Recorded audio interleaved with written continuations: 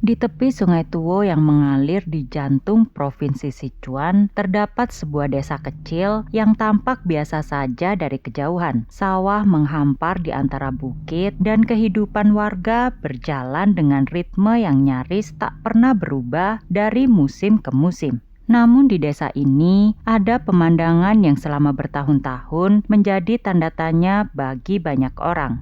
Di sana ada seorang pria tua yang setiap harinya berjalan menyusuri jalanan desa dan lereng gunung di sekitarnya, mengaduk-aduk tanah dengan tongkat di tangannya. Di mata orang luar yang tidak mengenal ceritanya, pria itu tampak seperti orang yang tidak waras. Namun bagi warga yang tahu, tak ada yang bisa disalahkan dari perilaku tersebut. Pria itu bernama Lau, seorang ayah yang sedang mencari putranya selama 17 tahun belakangan. Sang putra bernama Jun. Lau sebenarnya memiliki 3 putra, dan Jun adalah anak keduanya. Hanya ada satu foto yang tersisa dari sosoknya, diambil saat sang anak masih berusia 20 tahun.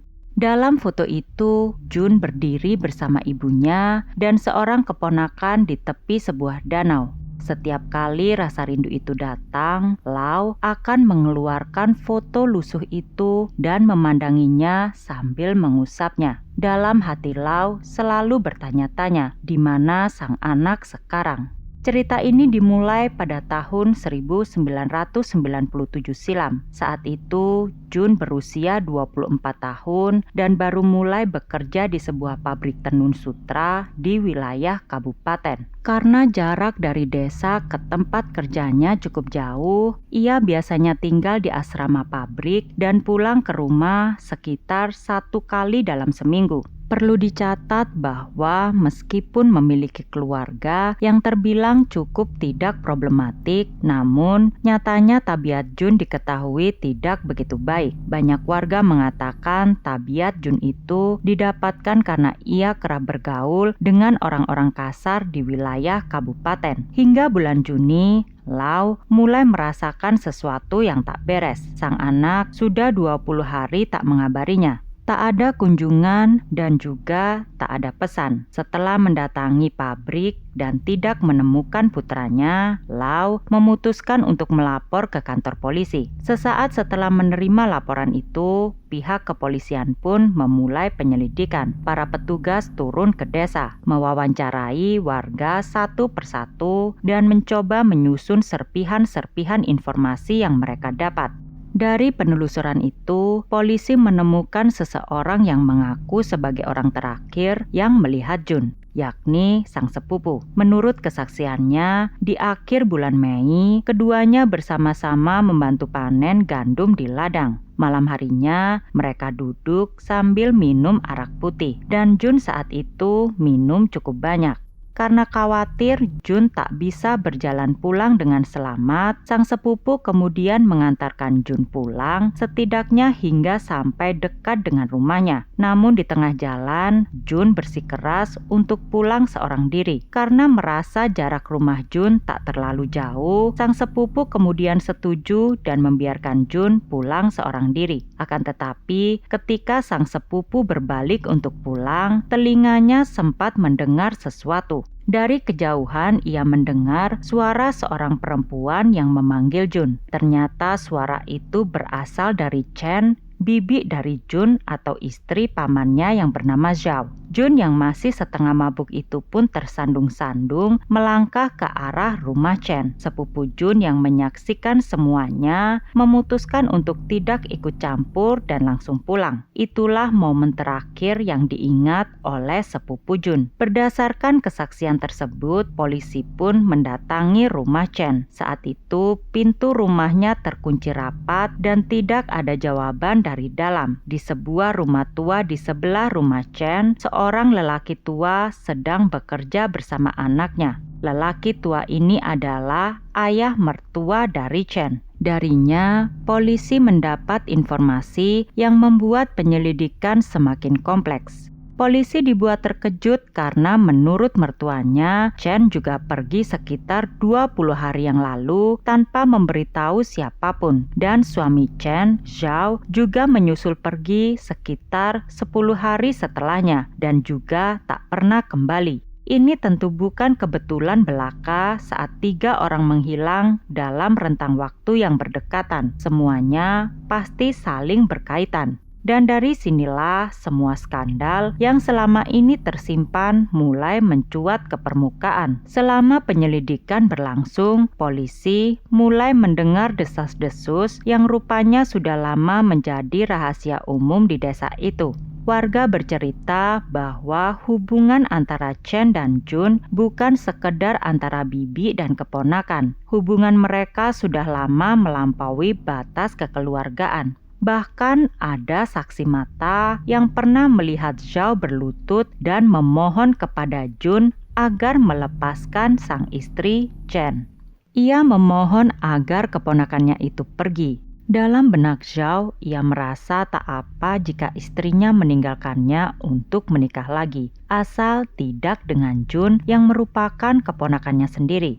Paling tidak dengan seperti itu, ia bisa lebih tenang ketimbang melihat Chen berhubungan dengan Jun. Zhao benar-benar sudah kehilangan segalanya, sampai harus mengemis seperti itu. Hubungan terlarang antara Chen dan Jun ternyata sudah berlangsung cukup lama. Zhao memang dikenal sering bekerja di luar kota dan kerap tidak pulang dalam waktu lama. Selama suaminya pergi, Chen kerap memanggil Jun untuk membantu pekerjaan di ladang dan kadang-kadang mengajaknya makan bersama. Kala itu Jun baru berusia 22 tahun, sementara Chen sudah berusia 45 tahun. Lau sempat melihat kedekatan yang tak wajar itu dan menyarankan agar putranya menjaga jarak dari Chen. Namun nasihat tersebut seperti angin lalu. Jun tetap diam-diam mengunjungi rumah Chen, bahkan mulai sering menginap dan melakukan hubungan layaknya suami istri. Ketika Zhao akhirnya mengetahui semua ini dan mencoba mencari penjelasan dari Jun, ia mendapati kenyataan yang pahit. Tubuhnya yang kurus bukan tandingan pemuda seperti Jun. Jun tak hanya memukul Zhao hingga jatuh, sambil melontarkan kata-kata hinaan, Jun juga mengancam akan menghancurkan nama baik keluarga pamannya itu jika Zhao tetap ngotot untuk memisahkan dirinya dan Chen. Bahkan Jun juga dengan lancangnya mengatakan kepada Zhao kala itu kalau dirinya sedang ingin tidur dengan istri Zhao, jadi ia tak mau diganggu.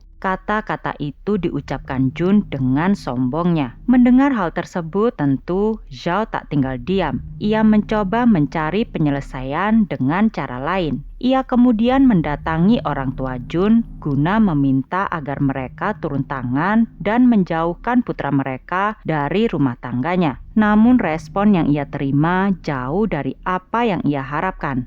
Orang tua Jun malah terkesan diam dan bahkan berbalik menuntut Zhao untuk membayar kompensasi sebesar 12 juta rupiah atas kerugian masa muda yang diklaim telah diderita putra mereka. Orang tua Jun merasa Chen, istri Zhao, telah memperdaya putra mereka agar mau berhubungan dengannya. Mendapatkan tuntutan demikian, Zhao seolah hilang akal. Ia tak habis pikir dengan pemikiran orang tua Jun. Zhao saat itu yang sudah terpukul secara fisik, kini juga harus terpukul dari segala arah. Ia benar-benar merasa sendiri untuk memperjuangkan haknya sebagai seorang suami. Dalam ketidakberdayaan yang luar biasa itu, Zhao akhirnya memilih untuk menelan semua penghinaan dalam diam. Selama 2 tahun lamanya, situasi yang tidak masuk akal itu terus berlangsung di rumahnya. Jun tidur bersama Chen di dalam kamar, sedangkan Zhao yang merupakan suami sah Chen malah harus tidur di sofa ruang tamu di rumahnya sendiri. Sampai akhirnya puncak dari semua ini terjadi pada malam di penghujung Mei 1997. Saat itu, Jun datang ke rumah Zhao dalam keadaan mabuk berat. Ia menerobos masuk, lalu dengan seenaknya memerintahkan Zhao untuk mencuci piring dan mengatakan dirinya akan tidur. Zhao tentu paham maksud Jun itu adalah meniduri sang istri lagi. Namun malam itu ada yang berbeda dalam diri Zhao. Mungkin penghinaan selama 2 tahun yang terus menumpuk akhirnya mencapai batasnya. Memanfaatkan kondisi Jun yang tengah mabuk berat dan tidak berdaya, ia mengambil sebuah tongkat. Zhao lalu memukul Jun secara membabi buta hingga Jun tewas seketika. Malam itu juga, Zhao menguburkan jenazah Jun di lahan pertaniannya sendiri di lereng gunung belakang desa. Sejak saat itu, tanah tempat di mana Jun dikubur tak lagi digarap, dibiarkan ditumbuhi ilalang liar yang semakin tahun semakin lebat, hingga tak ada yang bisa menduga apa yang tersimpan di bawahnya. Yang tak pernah terbayangkan adalah bahwa ladang itu terletak persis di jalur yang setiap hari dilalui oleh Lau dalam pencariannya. Selama 17 tahun, sang ayah berjalan melewati tempat peristirahatan terakhir putranya sendiri tanpa pernah mengetahuinya. Setelah malam itu, Zhao mengirim Chen terlebih dahulu ke provinsi Hubei. Kepada ibu mertuanya ia berpamitan dengan alasan ada urusan keluarga, lalu menyusul ke sana dan bekerja di sebuah pabrik pembakaran bata. Mereka hidup dalam bayang-bayang pembunuhan Jun selama 17 tahun, tak mengirim surat kepada keluarga, tak menelpon, dan tak pernah pulang. Satu-satunya jejak yang pernah ada hanyalah sepucuk surat yang dikirimkan oleh Chen kepada saudara laki-lakinya dikirim dari Yunan di tahun-tahun awal pelarian mereka. Pada tahun 1997, teknologi penyelidikan masih sangat terbatas. Mencari orang yang kabur ibarat mencari jarum dalam tumpukan jerami. Seiring waktu berlalu, kartu identitas generasi pertama milik Zhao dan Chen pun akhirnya kadaluarsa. Karena keduanya tidak memperbarui ke kartu identitas generasi kedua, pabrik pembakaran bata tak lagi bisa memperkerjakan mereka. Penyelidikan selama 17 tahun pun berlalu tanpa ada hasil yang signifikan. Polisi yang menangani kasus ini bahkan ada yang sudah pensiun. Lau kini memasuki usia 70 tahun. Dua anak yang ditinggalkan Chen bertumbuh besar dalam asuhan sang nenek tanpa benar-benar tahu kemana orang tua mereka pergi. Hingga tibalah festival musim semi tahun 2013. Anak-anak Chen yang selama ini menemani nenek mereka mengatakan kalau mereka akan pergi ke luar kota untuk menemui seseorang. Informasi ini pun sampai ke telinga polisi. Di bawah interogasi, putra Chen yang bernama Xiao akhirnya mengungkapkan bahwa ia dan saudaranya hendak pergi menemui kedua orang tua mereka yang telah menghilang selama 17 tahun. Menurut Xiao, kabar tentang keberadaan orang tuanya datang melalui para pekerja yang bekerja bersama di pabrik bata di Hubei. Xiao dan Chen mengirimkan pesan lewat teman kerjanya itu dan berharap bisa bertemu anak-anak di momen festival. Mengetahui hal tersebut, polisi pun bergerak cepat. Mereka melacak keberadaan Xiao dan Chen di sebuah pabrik bata di Hubei. Dan benar saja, keberuntungan saat itu sedang berada di pihak kepolisian. Sesampainya di pabrik itu, mereka langsung menemukan Zhao dan Chen. Saat tahu polisi datang, keduanya hanya bisa menundukkan kepala seakan mengetahui kalau pelarian mereka sudah berakhir. Polisi pun segera membawa pasangan itu ke kantor polisi untuk dilakukan proses interogasi. Di bawah tekanan polisi dan beberapa kesaksian warga, Zhao akhirnya membuka mulutnya. Ia berkata bahwa tak ada satu hari pun dalam hidupnya yang bisa ia katakan baik. Lalu ketika polisi bertanya tentang keberadaan Jun, sesuatu berubah pada dirinya. Ia perlahan mengangkat kepala. Ada senyum di wajahnya ketika ia berkata bahwa Jun telah mati sejak 17 tahun yang lalu. Zhao seakan bangga kalau dirinya lah yang telah menghabisi Jun dengan tangannya sendiri. Pengakuan itu pun membawa Zhao dan Chen ke pengadilan. Selama persidangan berlangsung, Zhao selalu mengatakan bahwa hidupnya selama ini sudah tak ada artinya sejak Jun merenggut sang istri. Di sisi lain, Chen memberikan versi yang berbeda ketika dimintai keterangan. Ia mengklaim bahwa malam itu Jun yang masuk paksa ke dalam rumahnya dan memaksanya melakukan hubungan intim.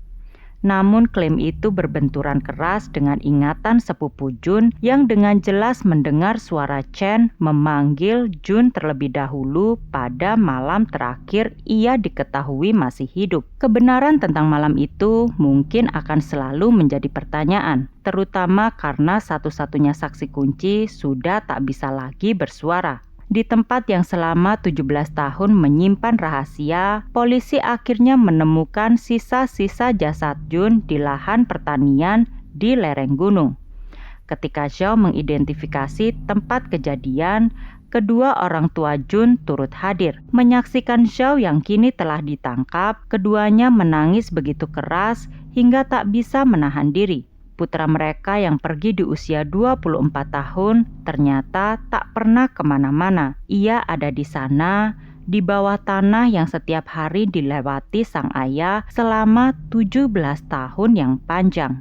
Pada tahun 2015, pengadilan menjatuhkan vonis hukuman penjara seumur hidup kepada Zhao atas dakwaan pembunuhan berencana. 5 tahun kemudian, atau tepatnya di tahun 2020, hukuman Zhao dikurangi menjadi 22 tahun penjara karena perilaku baik selama masa tahanan.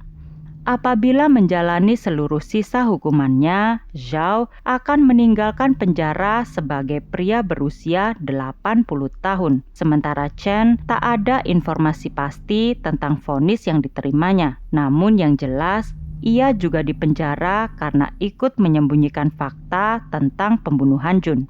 Di antara warga desa yang mengetahui seluruh kisah ini, reaksi yang muncul bisa dikatakan berbeda. Banyak yang merasa Zhao layak mendapat simpati karena ia adalah pria yang selama bertahun-tahun ditindas, dipukul jatuh, dan diabaikan oleh semua pihak yang seharusnya membantunya. Mereka melihat seorang suami yang sudah mencoba semua cara damai yang ada, namun tiap upayanya dibalas dengan kekerasan. Namun pada akhirnya orang tua Jun yang memilih untuk memanjakan anaknya ikut menjadi bagian dari rantai yang membawa semua ini ke titik paling kelam. Jun jelas yang tak tahu batas ditambah orang tua yang tak mau bertanggung jawab. Dan Zhao yang terlalu lama bersabar tak lagi dapat menahan emosinya. Akibatnya ditanggung oleh banyak orang. Anak-anak Chen harus tumbuh selama 17 tahun tanpa kedua orang tua. Orang tua yang sudah lanjut usia tak pernah mendapat kepastian.